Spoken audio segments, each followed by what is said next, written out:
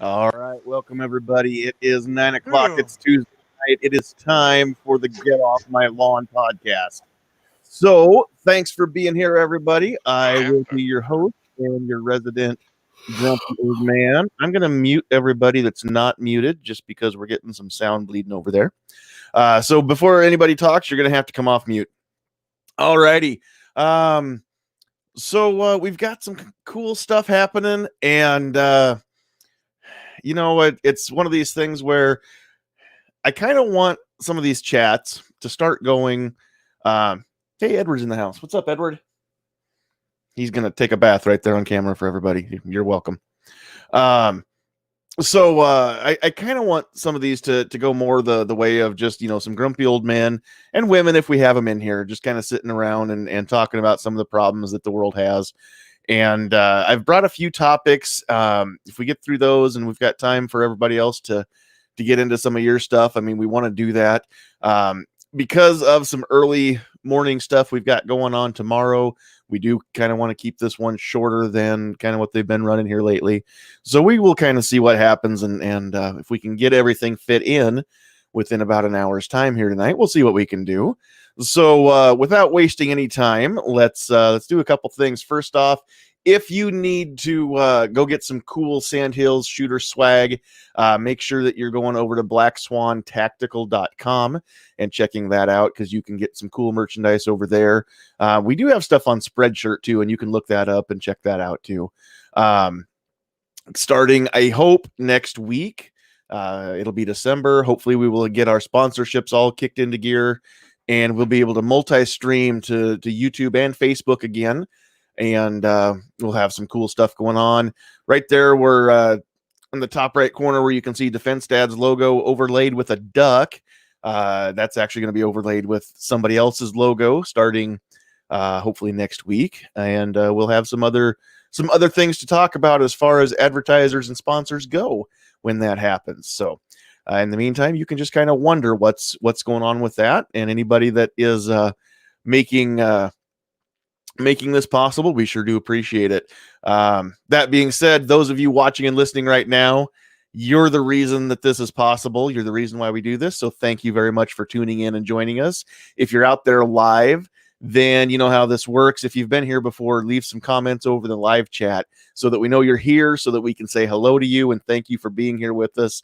That's what makes us better than TV. You can actually talk to us, and whatever we say, you can talk back, and we'll be able to read that. If you got something really important and you want to get our attention, just tag one of us. And the best way to do that is just put the @ symbol in front of the screen name, exactly how it appears over there in the chat. So then that person sees their name highlighted, and then they will bring it to my attention if I missed it. I think that's it. That's about it. If you've got comments and things afterwards, if you're catching this on the replay or you're catching this on the audio only, please email us your comments at sandhillsshooter@gmail.com. If it's on YouTube, you can always leave comments down below too, even after the fact. If you're catching this on one of the podcast sites and you want to reach out to us, like I said, sandhillsshooter@gmail.com is the place to get a hold of us. So I think that is everything that I need to get out there right away. So let's say hi to our panel. We've got a few people. If you've been watching or listening to this fairly regularly, then these names are going to be familiar and these voices are going to be familiar to you. So let's start off just from top to bottom here on the screen. We had Defense Dad came in here first to say hi. So we'll say hi to you first, sir. Yo, thanks for having me. Yeah, thanks for being here. Glad you made it. What's going on in the capital city of Lincoln tonight? Anything big happening? No, kiddo and I had our Thanksgiving dinner yesterday, and we just kind of been relaxing. We went out to Shields and walked around, got a few things today, but just been kind of a chill, cold, and rainy day. Did you buy me anything? Did I buy you anything, or did I buy me anything? Well, I meant, did you buy me anything? But I guess you probably weren't shopping for me. I do wear a size 5.56 in 55 grain, just so you know. Gotcha. If anybody's asking, if anybody wants to know. They price match, so I pretty much made them price match Amazon and Cabela's on them with a bunch of stuff today. Gotcha. That's all right, though. At least they get they get a little bit of the pie and they make you happy, and they know that you'll come back next time and buy whatever it is that's not on sale. So that's pretty cool. All right. Well, thank you for being here tonight, sir. Next up, we've got Single Shot in the house. What's up, Mr. Single Shot? Oh, thanks for inviting me, John. Appreciate it. And say hello to everybody on the chat. And we're just riding along here close to the end of the day there, finally. I'm about 8 minutes from touchdown, and going to park this thing for the night. I got to deliver tomorrow morning, pick up another load, head right back to Maine for Turkey Day. So where are you right now? Which state? New Jersey. You're in Jersey. Oh, man, I'm sorry. Yeah. Oh, well. Wow. Okay. All right. Well, good luck. Hopefully you make it out of there okay. And you get back to Maine okay. Keep her between the lines. Oh, yeah. What do they say? Keep the bugs off your glass and the bears off your tail. Yep. Sunny side up, dirty side down. That's right. That's the way to be. All righty. Thanks for being here, Single Shot. Next up, we've got Rich White from Unloaded Media. What's up, Mr. Rich? Hey, how's it going, everybody? Glad that you're here with us tonight. Always a pleasure to hear your smiling voice. Who says I'm smiling? I got my mic turned off. Tell you what, I heard your smiling voice. I'm just saying. All right, you say so. I guess I'll take your word for it. Yeah, just take my word for it. I can tell if you're smiling or not. Okay. All righty. And then last but certainly not least, also from the great state of Nebraska, we've got Mr. Pat Hirsch joining us as well.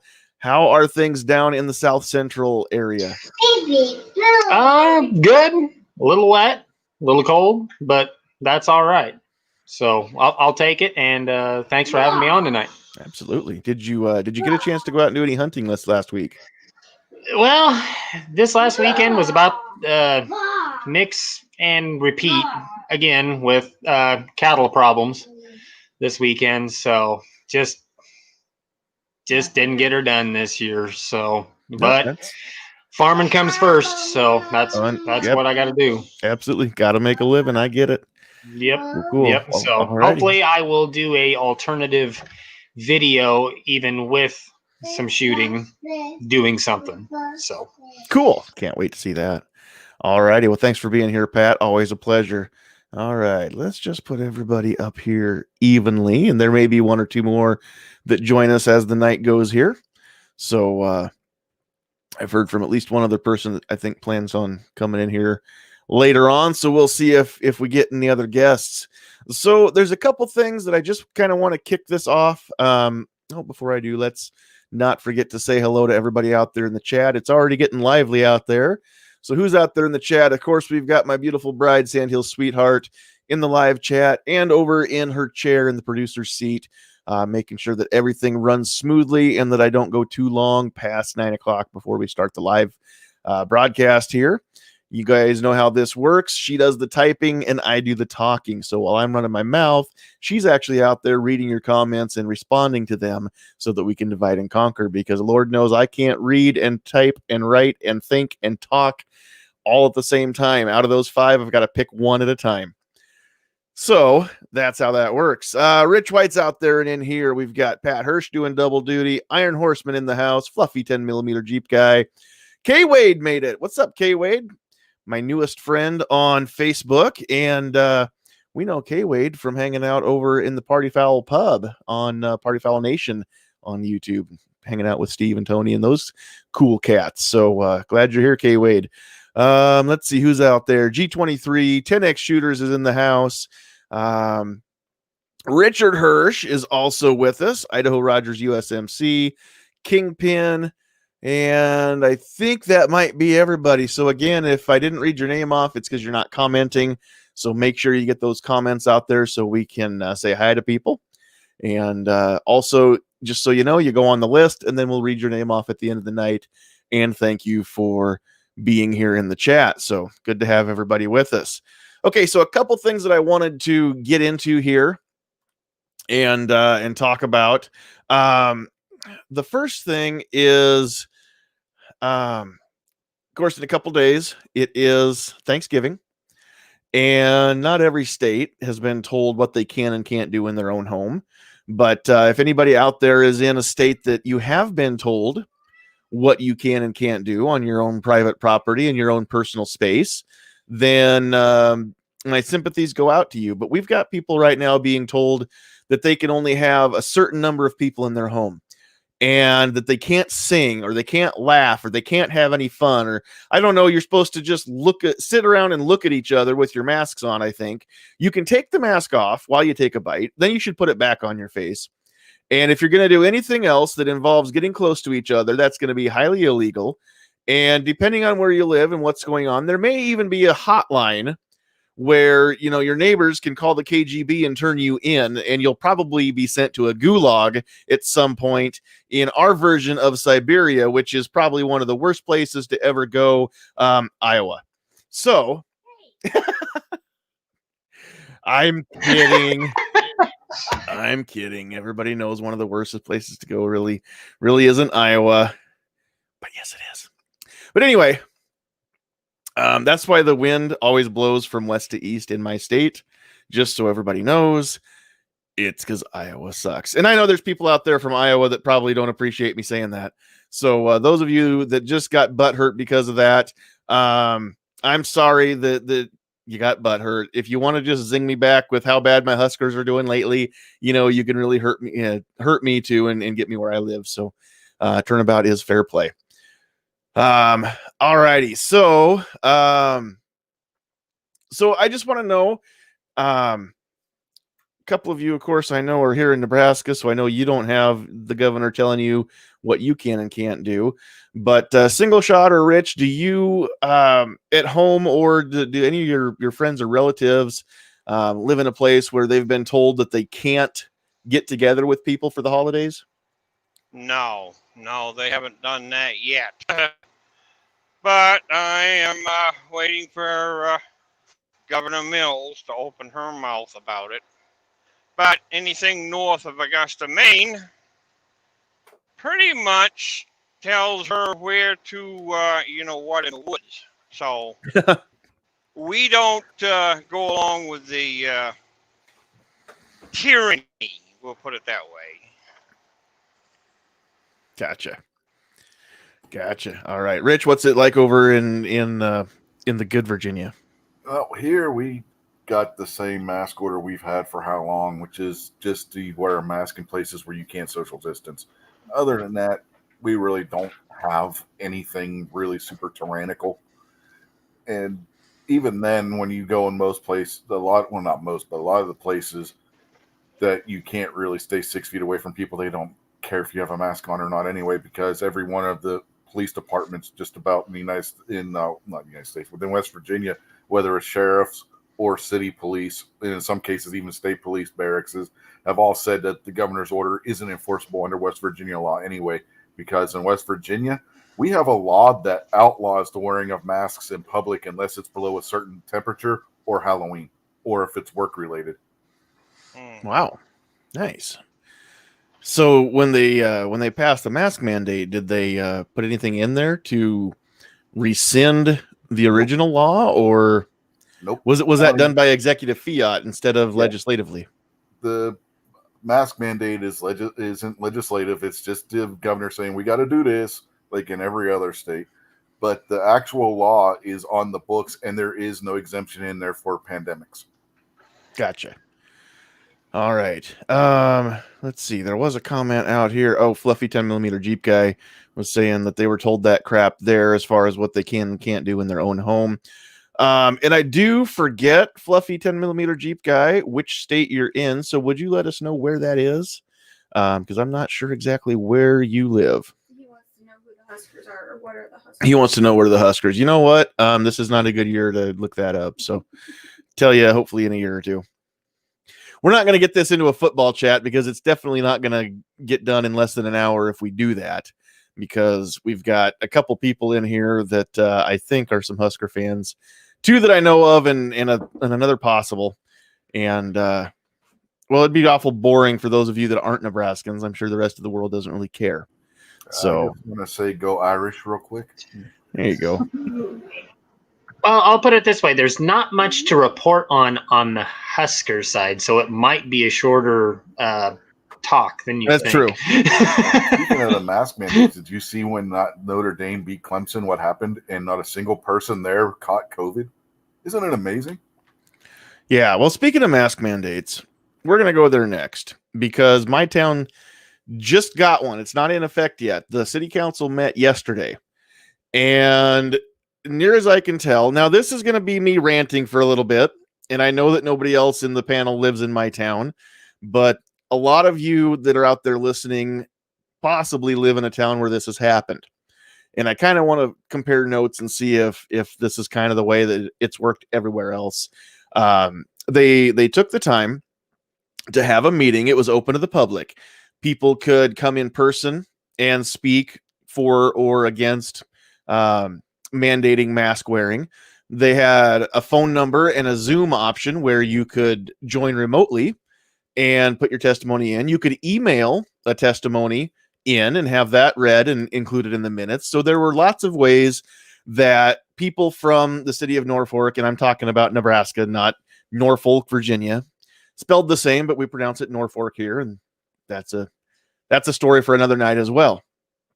But it's because, we do what we want here. Well, I thought we did. But anyway, so we had this meeting. City council got together and listened to everybody. Now, I didn't get to see the whole thing. I lost track of time. Had I realized what time it was, I would have stopped what I was doing yesterday and actually gone down to City Hall and been there in person. But I didn't realize it until it was almost an hour into it. So then I sat down and watched the rest of it online, and they live streamed it as well. And I don't know if I just missed all of this at the beginning or exactly what happened. Sandhills Sweetheart caught more of it than I did at the beginning there. But I didn't have one person that I saw that spoke say anything in favor of requiring people to wear a mask. I listened to a lot of people that gave a lot of good reasons why the mask mandate is maybe not effective or not a good idea, but I didn't hear anybody say why they thought it was a good idea. And then the council voted unanimously to go ahead and pass it, which they already knew they were going to do. They only had a meeting because they had to include the public, to let people voice their opinions on something that didn't even matter because they already had decided how they were going to vote. That's the way it appeared to me. This is my opinion, so everybody understands that. But that's exactly the way it looked to me, is that they already knew what they were going to do, and they went ahead and they did it. Now, it seemed like one of the council members, and I'm not sure his name, but it seemed like one of the council members only voted for it because it has a sunset, which is, I think, February 16th or sooner if conferencing with health officials would show that the hospital is not close to capacity. I understand why they're doing it, because the hospital here is close to capacity. And if more people get sick and go to the hospital, they're not going to be able to handle it. Okay, I understand the concept. But at the same time, there's a lot of things that need to be said when you start forcing people to do things that are health related. And the reason that I say that is there's a lot of parallels between a mask mandate or prohibition on Thanksgiving dinner with your whole family or something like that. There's a lot of parallels there to let's say that all of a sudden, for the safety of the children, there was a mandate that said and I know some states have this, you have to lock your gun up in an approved safe. And of course, the state doesn't issue that, or the city, county, whoever it is, they don't issue that. You've got to go buy this yourself. And but if you want to have a gun in your home, then you've got to spend the money on a safe as well. Now, I'm not anti-safe, just like I'm not anti-mask. Okay, I am pro-safety when it comes to keeping firearms away from little curious fingers, or keeping firearms away from nefarious fingers, no matter how little or big they are. Okay, totally okay with such a thing. But the fact that people are being told that they have to do that, I mean, at what point do we expect people to be responsible for themselves and their own actions? So that's just one of the thoughts that I have on doing such a thing. I understand that, and Seven Wonders said out there, the mask basically only help other folks if you're sick. That's the point. And I'm not anti-mask. I'm not saying people shouldn't wear them. But again, whose place is it to determine who has to wear the thing? And if they're going to require it, then require it. Require it to be a mask that won't actually let the virus in or out, right?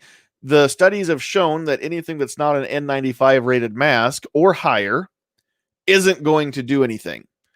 So if that's the case, then again, it's just supposed to help lower the risk that you're going to spread the thing, but it doesn't take away any risk. It just lowers the risk. It's kind of like saying, if you put your seatbelt on, then even if you get in a wreck, guess what? You still can get hurt or die. The seatbelt, yeah, it can save lives, but it's not going to be something that is guaranteed to keep you safe.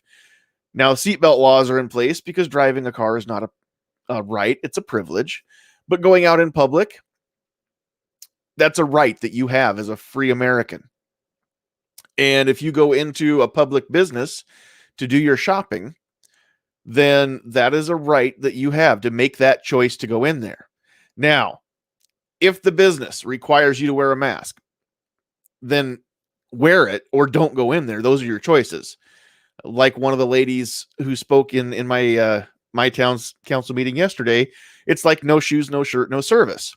If the business requires you to wear a shirt and wear shoes and a mask, then wear it or don't go in there. You have the choice of not giving them your business, but if you want to do business in there, then you've got to follow the rules. They're a private entity. They get to make that rule. You get to follow it or you get to leave. Those are your choices. I'm for that. Let the business make their own decision. And then let the people make their own decision. If you want to work or if you want to go into a business that they don't require a mask and you don't want to go in there without one, then by all means, put the thing on. Everybody that wants to wear it should wear it. Everybody that wants to make sure that they're not spreading it to somebody else should wear it. Okay. There's a lot of things that can be said both directions, and I'm not against wearing the mask. What I'm against is being told that I'm not smart enough to make my own grown-up decisions, and I'm not responsible enough. Now, I get it. There are people that are dumb that aren't responsible. But is it the government's job to force the rest of us to comply with something because there are idiots out there? Or do the idiots just need to be forced to live with the consequences of their bad choices? And I ask these things, and I had this discussion earlier with somebody tonight. I ask these things not rhetorically. These are actual questions that I have. I want people's opinions. So let me know what you think about such a thing. But again, keep in mind that we're being told that we have to do these things in order to protect our fellow citizens from a disease that most people have to have a test to know they even had it. And even if they do get it and they do get sick, they've only got a 90 to 95% chance of surviving. And any gambler will tell you, if you've got a 90 to 95% chance of drawing the winning card, you place that bet. You take those odds. Oh, it's even higher than that. It depends on age group. You break the numbers down, on average, the survival rate, if you get it, is 99.997. If you take every age group and lump them all together, though, we're going to be conservative and still say that you've got at least a 90% chance. Yeah, it's ridiculously how survivable this is, but because you got the death count where it is, which if you factor in that death count with the number of people in this country, it's relatively small. Especially when you consider the fact that pre all of this, when it was first starting, we were getting told numbers like there were going to be 2 million Americans die from this. There's only been a little over 2 million that have died worldwide. Right. Of a planet of well over 5 billion people, we've had 2 million die. That is relative. That, in the grand scheme of things, is relatively small. When you look at the pandemic of the 19 teens when the Spanish flu was breaking out, and you had a world population which barely was at 1 billion at that point, if at 1 billion, and you had millions of people dying worldwide from that. That was a much worse situation than what we're facing now. And they were not quarantining and freaking out to the point that we are now. The thing that I'm afraid of, guys, is this. What's going to happen when we have the next flu outbreak, the next cold outbreak, the next whatever outbreak? This is going to sidestep into a sideshow that we're going to have to end up dealing with continuously every time there's some kind of a disease that comes as an outbreak. Another fact that I really would like to bring light to, and I'm sure there's a lot of people that are listening that already realize this. There's a lot of people that's been put into the hospital. The cause of death was put down as COVID when they had heart failure, COPD, or diabetes, or high blood pressure, or whatever. Everybody and their brother in these hospitals are taking every single one of those deaths and claiming it's COVID. That bloats the numbers, and it's not factual. They're lying you're right. to us. The 90% plus survival rate is not factoring out comorbidity issues. But No, let's leave them in there, because they're if somebody has COPD and they get infected with COVID-19, then yeah, they are much more likely to die than somebody who doesn't have COPD or doesn't have anything else wrong with them, right? So if you've got respiratory issues, if you've got heart issues, if you've got, there's a whole list of other medical conditions that make you more susceptible, not so much to catching it, but to it affecting you, to having it affect you, a lot worse. Yeah, to where you're extremely sick or possibly die from it. Right. So I don't think anybody here would argue the seriousness of the virus for certain individuals. I'm not, John. It's just the fact that we're getting bloated information. I have to worry about myself. I'm a diabetic and I'm heavy. I'm a truck driver. My sister is a assistant in a assisted living home. She has to be tested every week. She has COPD. I worry about her. My youngest sister is a respiratory therapist in one of the major hospitals in Maine. I worry about her all the time. But here's the thing. If you use common sense, do your social distancing, protect yourself when you have to, that's how far I think that this should go. If it goes to the point where you have to wear a mask at Thanksgiving dinner table and pick it out of the way to eat a bite and then put it back down, no. Well, again, now let's go back to that issue. In the mask mandate that my town has, and I compare the mask mandate to Lincoln, Nebraska, or all of Lancaster County, as Defense Dad had said, or Omaha. And I don't know if it's Omaha or Douglas County, but Omaha has a mask mandate as well. And we've basically got the same mandate that they have. You can go to a restaurant and part of the mask mandate is in place in lieu of shutting down businesses, right? You can wear the mask and stay in business, stay open. So I'm okay with that notion too, because I don't want to see the businesses shut down. I think that wearing a mask is much preferable to losing everything because you can't make your house payment or your car payment because you can't go to work or you can't have your business open, right? I'm okay with the lesser of the evils in that respect, but at the same time, tell me how much sense this makes. I can go to a restaurant. I have to wear my mask as I walk. Once I walk through the door, I got to have my mask on. It's not required outside, only inside in public buildings and businesses. I get in there. I've got my mask on. The host or hostess seats me. I have to keep my mask on as I'm walking to my table or my booth. When I'm seated, it's okay for me to take off my mask because everybody knows that when you're seated, COVID can't get this level down to you. COVID can only be, at that right around 4 or 5 foot mark.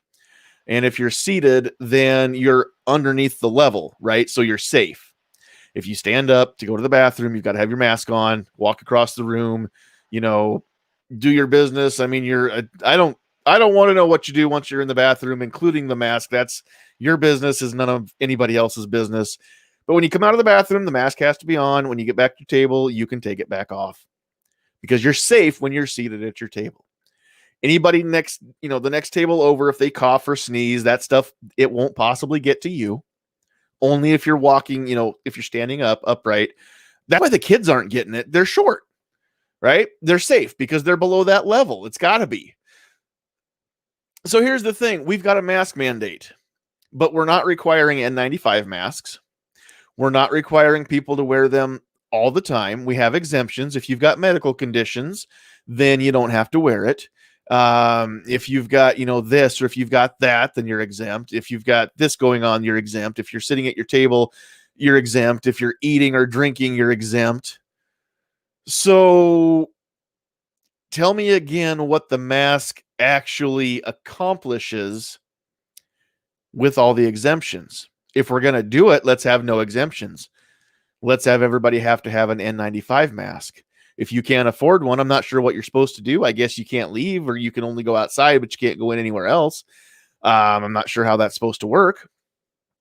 But I mean, honestly, nobody would ever be for a mandate that says that you can only wear an N95 mask and you absolutely have to wear it and it can't come off, which means if you've got a beard like mine or Defense Dad or Pat or any of the rest of you, I think everybody on the panel has a beard tonight. You're going to have to shave that because your mask won't seal up. So, I mean, you don't get to even choose your own facial hair anymore. You've got to comply. Nobody would be okay with such a thing, right? But tell me how this is effective if we're not going to do that. Oh, here's the thing with the N95 masks. A couple months ago, I came across a study that was from when the SARS virus hit in 2005, and the National Institute of Health did a peer-reviewed journal study on the effects of these masks against the SARS virus and what the effects on everyday people wearing one of those N95 masks or even one of the paper surgical masks would be every day in their daily life on the job and whatnot. They had people just walking around on treadmills. So they tested it like you would if you were working in a typical office job, getting up from your cubicle, going to the printer and whatnot, and restroom and all that kind of stuff. It turns out that the SARS virus, for one, wasn't 100% stopped by any of these masks. The paper masks stopped none of it. The N95 mask, depending on the person and how well sealed it was to their face, only stopped the SARS virus maybe 40% of the time. And it was actually doing worse damage because it was increasing heart rate and respiratory rate. And they factored in if you were somebody with a cardiac condition or a breathing condition, it was either wearing one of these masks for a week would be enough to cause a major cardiac event or a major respiratory event in these people, which is worse than what the SARS virus is actually doing. For those that don't know this, COVID is a mutated version of the original SARS virus. It's in the same family of viruses, and it's smaller than the original SARS virus, so the masks are going to be even less effective at stopping it. So this all comes down to a couple different things. You're not going to stop this virus. You can slow it down, and there are things that you can do, and I think you should do. I think that if you're responsible, you will do some of these things. Just like if you're responsible, you're going to lock up your guns. You're going to put them in a safe. If you keep them in your vehicle, you're going to lock them in a safe in your vehicle. You're going to do everything you can to keep people from taking your stuff, right? Or to keep little fingers or nefarious fingers from touching it, right? If you're responsible, you're going to do that. Should you be forced into doing it? Or at a certain point, do we let free people be free and just accept a certain level of risk that comes along with living? And that's what it really comes down to, is when you leave your home, you accept a certain level of risk. You assume that safety is at best an illusion. And true safety is unattainable. Everybody, whether you've thought about this or not, You do. You accept the fact that you could get hurt. You know that things can happen. If you get into a car, you accept the possibility that you may not live to see the end of your journey, whether it's 2 blocks or 200 miles. Everybody who gets into a car knows that. That's why you buckle up, right? Even if you don't have to, if you're in the back seat and you're not legally required to, but you want to be safe, then you buckle up. And you have that choice. You have the option, right? And anybody that doesn't, or anybody that wants to do that should absolutely be able to do that. But at what point does the government overstep its bounds by telling the citizens that they have to do certain things and that they don't have the freedom to make their own decisions? And that's really what I want to know, honestly, people's opinions. At what point is it okay for the government to say you don't have the freedom to make your own choices? And I'm not talking about when your choices affect other people, but keep in mind, there's a fine line when you say that me not wearing a mask affects other people. It depends on the situation. If I go to Walmart and I'm not wearing a mask, and let's say for the sake of argument that I'm carrying the virus, okay? Maybe I'm not symptomatic, but I would test positive if I were to take the test because I've got it, okay? So let's say that you go to Walmart and you're near me and I inadvertently pass the virus on to you. You get your stuff that you were shopping for your grandmother who is not in a nursing home. She's just, quarantining at home. And you carry that virus back home to your grandmother who has a weakened immune system. And she gets the COVID and she goes to the hospital. Now, you can say that it's my fault that grandma's in the hospital if you want to. But I didn't make you go to Walmart. So I'm not going to accept the responsibility for grandma getting sick because I didn't put you in the position where you had to be there and expose her to it. You did that yourself.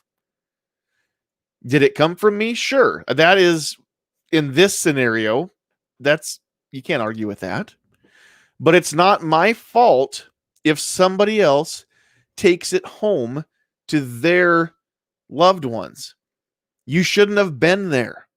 You accepted a level of risk when you went into Walmart because you know good and well that there could be people like me who have the virus. Now, I don't, okay, but in the scenario, hypothetically speaking, there could be people like that who have the virus, who aren't masking up, who could give it to you and you could be taking it back. And you take that chance when you go to Walmart or when you go to Piggly Wiggly or wherever you're going, okay? You've got to accept that responsibility. You've got to accept that level of risk. And you've got to be willing to live with it or you shouldn't go out the door. So that is my conundrum, is at what point does the government get to tell us that we don't have to accept a level of risk? And in that case, is it their job to keep us safe? And if so, they're not doing their job. And it's not just Trump. Everybody is failing miserably at keeping us safe if that's the case. So what's the right answer? What do you guys think? Well, first of all, since this is the Grumpy Old Man podcast, I am about ready to go off here. I'm going to go back to the mask deal real quick first. And a quote that I had earlier in the chat was, those masks, unless cleaned and you don't touch your face and you're not messing with it 24/7 like everybody. Exactly. Yeah, exactly. They're about as useful as a comatose toddler with a Nerf gun at Pearl Harbor. And secondly, as far as the government thing goes that you were talking about, John, under the Constitution, nobody can keep you safe. Nobody can. There are no safe spaces in the United States. As soon as you step out your front door, even if you're indoors, you accept a certain amount of risk for even living. if we were going to be kept happy and healthy and safe at all times, and I've heard this from plenty of other people, but I will repeat it, we'd all be wrapped in bubble wrap, and we'd be like Bubble Boy. And that's where we'd stay the rest of our lives, in a concrete bunker. And even at that, 50 we'd yards all have underground. to be in our own bunker and have no contact with the outside world whatsoever. Riddle me this one, guys, and think about this for a second. If you're going to keep somebody completely safe and free from infection whatsoever, then why is it possible for a hospital operating room that gets scrubbed and sanitized and disinfected regularly by people who know what they're doing? And if that's the case, how can staff still live in an OR even after all of that? Because there's no humanly possible way to guarantee anything. And even though you think you did everything right, it is, what is it from Star Trek? It is possible to do everything right and still lose. Or if you want to take a quote from Jurassic Park, life will find a way. Life will find a way. Yes. So, and a virus or a bacteria, either one, those things are resilient, especially a virus, because it's not even alive until it gets inside another body. It doesn't even have DNA. So it's hard to kill something that's not alive until it has a host. It's very hard. This particular virus apparently is quite fragile, believe it or not. That's what soap will do to it. Soap is still our best defense, guys. And from what I understand, soap's a better defense than alcohol. Soap or UV light. And honestly, the things that we got told at the very beginning still stand to be the best defense. Wash your hands with soap. Scrub them. Let the soap be on your skin for a minimum of 20 seconds, because it takes at least 20 seconds for the soap to break down the barrier around the outer shell, if you will, of that virus. But soap will break that down, and the virus just disintegrates. Yeah. It looks like Thanos snapped his fingers, and it just goes poof. Have you seen the time lapse video of what happens there when you see the cell wall breaking down and the water just rushes in and basically drowns the virus inside of its own shell? Yeah, and it tears itself apart, and it's kind of like blowing on a dandelion. I mean, it literally just comes apart and goes into little pieces, and it's no longer a virus. The soap will do that. You don't need any special soap. Soap with soap in it. Actual soap will do that. But you've got to have contact with it for at least 20 seconds to get it to happen. So you can't get your hands a little wet and then shake it off and think that you washed your hands. You've got to scrub up like you're going into surgery, okay? The best way to do it, honestly, if you're not timing it yourself, I mean, you can count 1 Mississippi, 2 Mississippi, but just sing your ABCs twice and scrub the whole time you're singing it, and make sure you've got that soap on your skin for that long. And then try to avoid touching your eyes, especially, or any other part of your face that, you know, things can get into your mouth and your nose and things like that. Try to keep that to a minimum when your hands aren't clean. And honestly, I mean, the people with the compulsive hand washers, I think, probably have the right idea this year. But, you know, here's the thing is that it still seems like that's one of the best defenses. The things that we got told early on, wash your hands and don't touch your face. But I put on a mask and it falls down. I've got to pull the thing back up. Then it falls down. I've got to pull the thing back up again. I work in a place where I have to talk for a living. And if you've worn a mask and talked in it very much, then you understand that the thing keeps working its way down. And if you've got a mask that doesn't work its way down when you talk, I'd like you to send me a link so I can get one like that, because I haven't found one. So I'm touching my face constantly, and I don't know how much I touched my face before this all started, but ever since I started wearing a mask, I've noticed how much I touch my face, and it is all day long. So I'm still not sure how effective this thing is. I don't know if the cure is worse than the disease at this point or not. I've not had any kind of cardiac or respiratory episodes wearing my mask, but I do know this much. If I'm just sitting working quietly and I breathe through my nose, then the mask isn't too bad. And I don't wear glasses, so I don't get fogged over. But if I talk a lot then my hot breath goes, instead of out my mask, it goes right up my face. And my body thinks that all of a sudden the temperature has gone up in the room. So then my cooling mechanisms kick in. And I mean, you big guys, you know, it doesn't take much to get us to sweat. So all of a sudden now I look like I'm a sweaty mess. I look like I've, broken out in a cold fever or something like that, or got in a cold sweat. And then people start to wonder if I'm sick, just because the fact that I'm talking a lot and I've got my hot exhaust going up my face. And I mean, it's gross. It's nasty. It's just wearing a mask isn't always it's not all great. I mean, I think everybody knows that by now. Well, if you wear glasses on top of it, you can't see. That sucks. And I've been told that.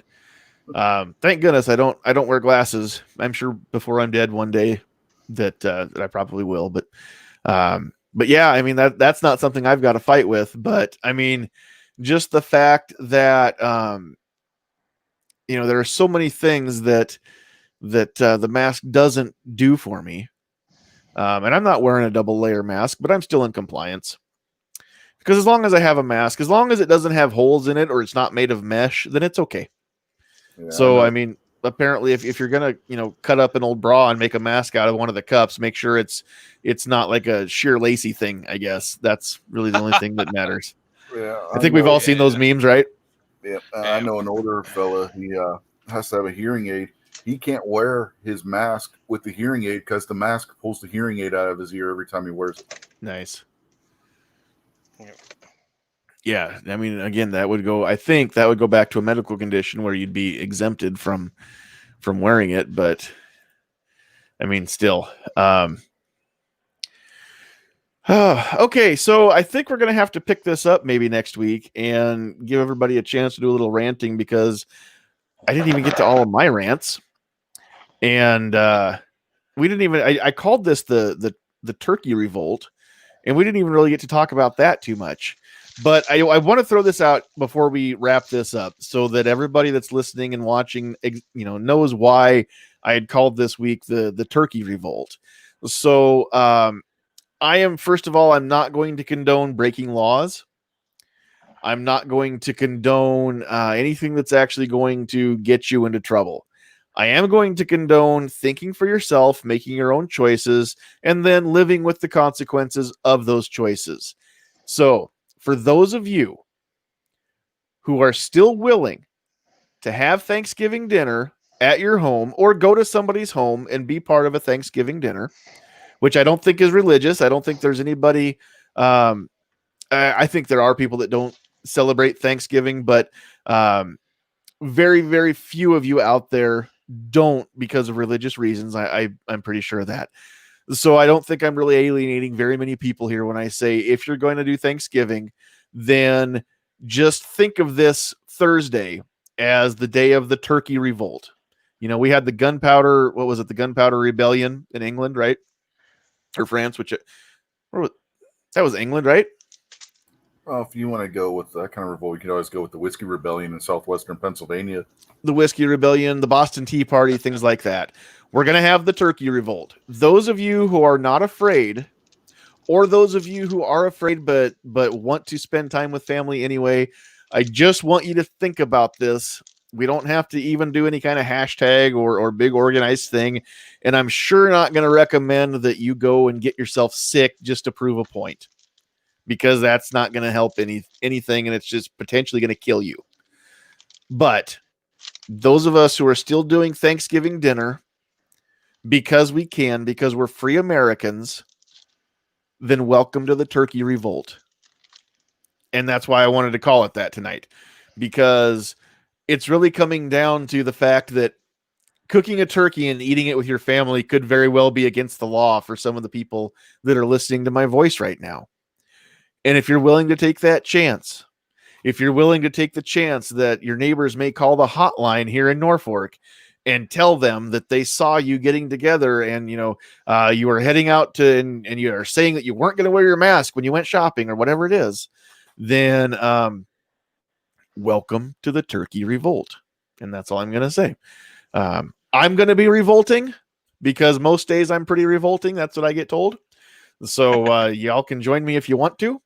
You could choose not to revolt. You can do what you want. It's a free country. But if you're going to go ahead and have that bird this week and join in the festivities and not let the threat of a virus that you have to have a test to know if you had it, and you've got a 90+% chance of surviving if you do get it, if you're going to go ahead and eat that turkey despite that little bug, then welcome to the turkey revolt. And that's all I'm going to say. So we're going to wrap this up. And I think next week we'll just do some more rants and raves, and I'll let everybody else kind of have a chance to talk, since I've been kind of commandeering the mic most of the night tonight. And we ran out of time. Like I said, we've got some early morning stuff that we've got to do, so we need to get some sleep tonight. So out there real quick, I am just Seven Wonders wants to know if anyone is streaming on Thursday. So if you are, then Rich says he is at 7 Eastern, 7 p.m., right? Responding to 7 in shorthand. Oh, that's 7 Eastern. Well, okay, so what time, Rich? 8 Eastern, roughly. So that's 7 here anyway, because everybody knows that Central Time is the only time that matters. Yeah. And anybody that says otherwise is wrong. So all right, let's let everybody wrap up, and then we'll go through the list and we'll just call it a night. So I know that we've shortened the time tonight, but I do appreciate everybody being here. So we'll just kind of go backwards here. Oh, yes. Okay. As we sign off, we want to know what you're thankful for this year. That's the other thing that we're doing tonight, because we are 2 days away from Thanksgiving. And this was Sandhills Sweetheart wanted to know what you're thankful for. So out there in the chat, drop a note real quick and let us know what you're thankful for. And then if you're catching this on the replay, leave us a comment and let us know. If you're catching this on audio, then send me an email and let us know. sandhillsshooter@gmail.com. But on the panel, as you're signing off, go ahead. Any final thoughts? Where can we find you? And what are you thankful for this year? So let's just go in reverse order from the way everybody was introduced before. So it was, I believe, Pat was last. So we'll go to Pat first. So Pat, final thoughts. Where can we find you? What are you thankful for? Well, you can find me on YouTube at Pat Hirsch. And what I'm really thankful for is that I still have a job I can go to, and I'm still working. I can still put a roof over my family's head, put food on the table, and thankful for my friends, my family, and America. Even though it's a little rough right now and people aren't getting along and everything, I'm still thankful for it because we still do live in the greatest country in the world. And I just want to thank you for having me on tonight, John, and thanks for everybody being on the panel tonight. And that's all I got to say. You bet. Thanks for being here. All right, we'll move up here to Rich. Final thoughts. Where can we find you? And then what are you thankful for, sir? Let's see. You start out with the Unlimited Media channel Sundays at around 8:30 p.m. Eastern for This Week Unloaded.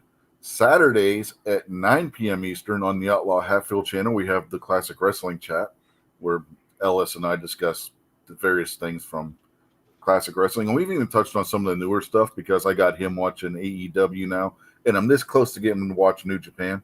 So we've been talking about some of the more modern stuff too, the good new stuff, not the bad, WWE stuff, or not, that goes to the side.